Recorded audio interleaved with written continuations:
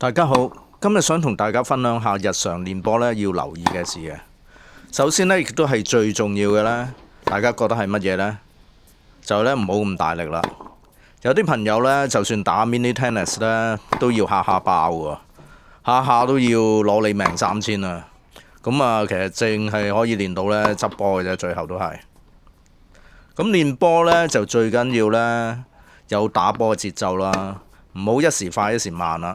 咁先至會咧有持久性咧同埋鞏固嘅方嘅。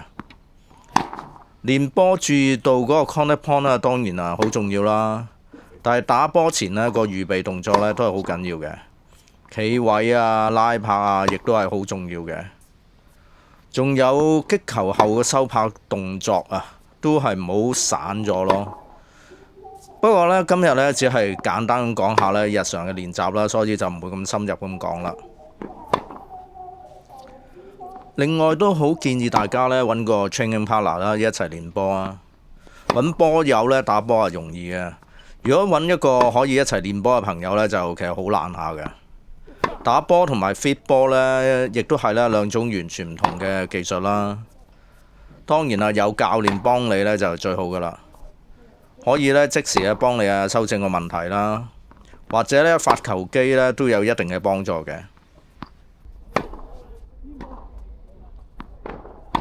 到練反手啦，我主要咧就係打 single backhand 嘅，咁今日練呢就係 top spin 啦。打單反呢隻 long dominant hand 呢就其實好重要嘅。咁我用右手打波，咁隻 long dominant hand 呢就即係左手啦。咁如果用左手嘅朋友呢，就啱啱相反啦。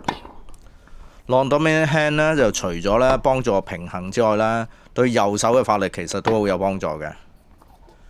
我哋無論正反手呢，都要確保呢個擊球點呢，就響個身體嘅前邊啊，咁出嚟嘅波呢，先至可以呢有實淨嘅感覺啊。咁打出嚟嘅聲呢都唔同啊，係啪啪聲好響嘅，有一種好 solid 嘅感覺啊。